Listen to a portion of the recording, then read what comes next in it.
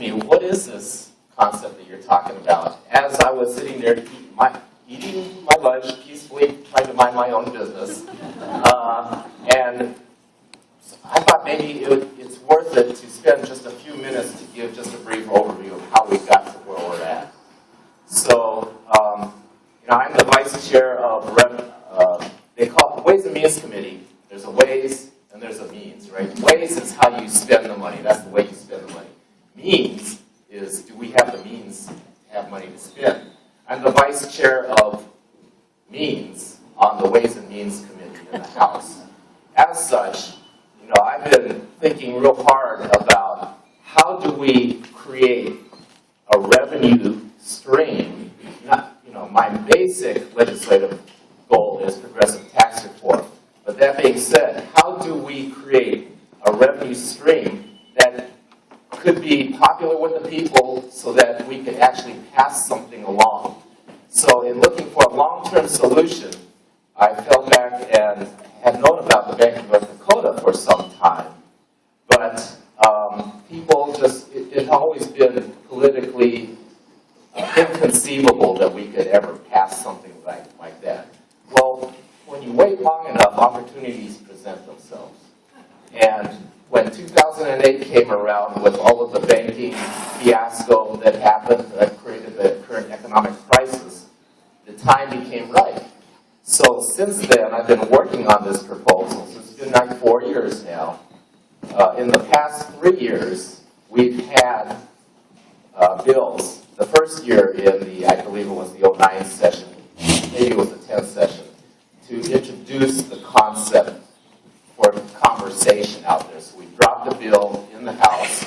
We had a House hearing on it. It was a great hearing, and people got to learn a little bit about what this was all about. And the basic concept then was, when the state collects tax revenue, we have to do something with it. We have to keep it someplace. So what we do is we contract out, and we have the Bank of America holding our what's called the State's Concentration Account, which is our general fund. And that is managed at the direction of the state treasurer. So the concept is, why shouldn't we create our own financial institution? We can keep the deposits and make profit using those deposits to generate profit. But then we also control that money so that we can reinvest it in the form of construction loans for infrastructure development, for whatever purpose that we as a people would want to reinvest into Washington. Very simple concept, invest in Washington, not Wall Street. So through the years, a couple of successive years now, the bill has been refined and trimmed down so that now we've been listening to the arguments that sort of oppose this whole concept, trying to figure out how we alleviate some of those roadblocks that have been thrown in the way. So one of the main questions is the constitutionality of such a proposal. Now, people come up on both sides of whether or not it is constitutional. I think that there are ways that we can create something bigger and still be constitutional. But to avoid that question altogether, the bill that we're working on for this upcoming session will be very narrow, because the Constitution prohibits the use of public funds for private benefit, roughly translated. The bill that we're creating will be using public funds for public benefit, i.e. infrastructure development and those types of things to support job creation. That's the key. Some people mistake this proposal with a panacea to get us out of our current economic problems.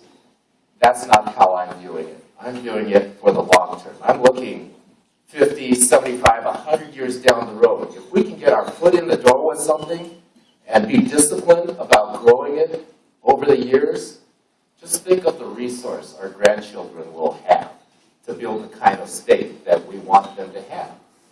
So that's the goal. It's a long-term, steady, smart growth management strategy to build that resource for our grandchildren. The proposal that we're coming up with, and I'm the high-level policy guy, right? I'm not the wonk. We got the wonk sitting here. Sorry, Robbie. Robbie's wonky on organizing.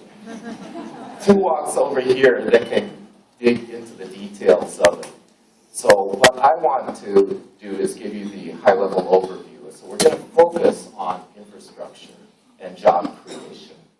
But it's a long-term strategy. So the bill that we will be developing has not been drafted yet, but the fine points are pretty much worked out. So we'll be going to the legislative staff to start working on the bill pretty soon. That being said, it became obvious that we really do need to have a statewide organizing strategy to try and promote this. Because even though it is a good idea, it's...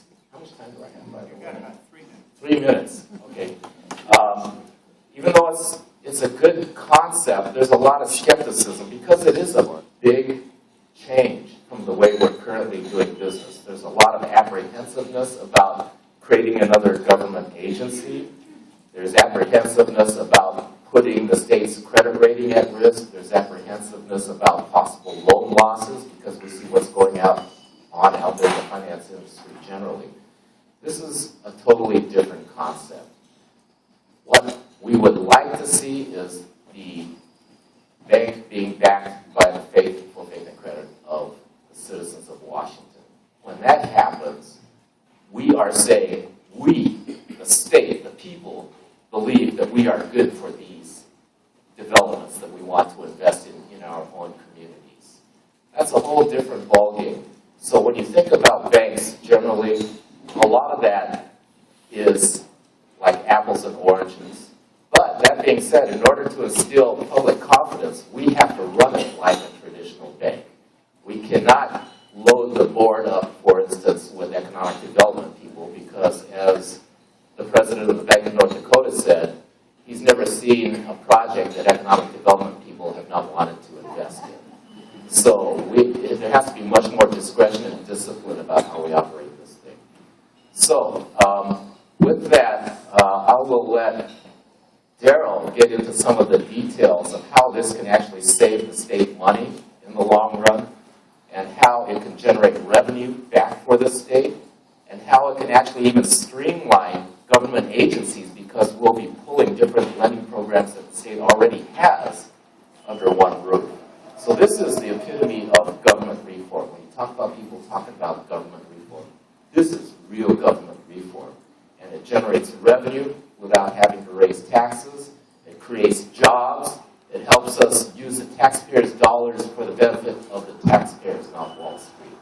So with that, I'll wrap it up and let's move on.